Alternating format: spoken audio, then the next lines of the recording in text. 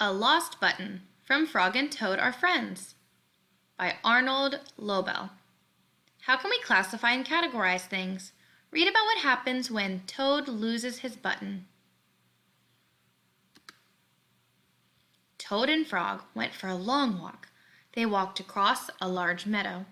They walked in the woods. They walked along the river.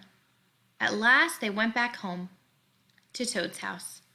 "Oh, drat," said Toad. "Not only do my feet hurt, but I have lost one of the buttons on my jacket." "Don't worry," said Frog. "We will go back to all the places where we walked. We will soon find your button." They walked back to the large meadow. They began to look for the button in the tall grass. "Here's your button," cried Frog. "That is not my button," said Toad. "That button is black. My button was white." Toad put the black button in his pocket. A sparrow flew down. "Excuse me," said the sparrow. "Did you lose a button? I found one." "That is not my button," said Toad. "That button has 2 holes. My button had 4 holes." Toad put the button with 2 holes in his pocket.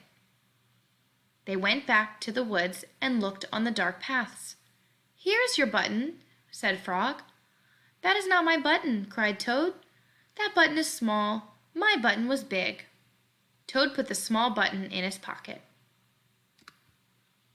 A raccoon came out from behind a tree. "I heard that you were looking for a button," he said. "Here's one that I just found."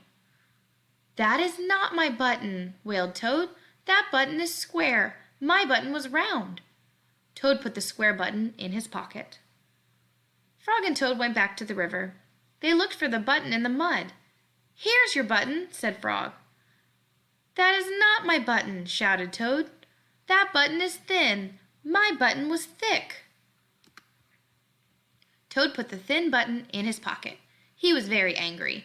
He jumped up and down and screamed, "The whole world is covered with buttons, and not one of them is mine." Toad ran home and slammed the door. There, on the floor, he saw his white, 4-holed, big, round, thick button. "Oh," said Toad, "it was here all the time. What a lot of trouble I have made for Frog." Toad took all of the buttons out of his pocket. He took his sewing box down from the shelf. Toad sewed the buttons all over his jacket. The next day, Toad gave his jacket to Frog. Frog thought that it was beautiful. He put it on and jumped for joy. None of the buttons fell off. Toad had sewed them on very well.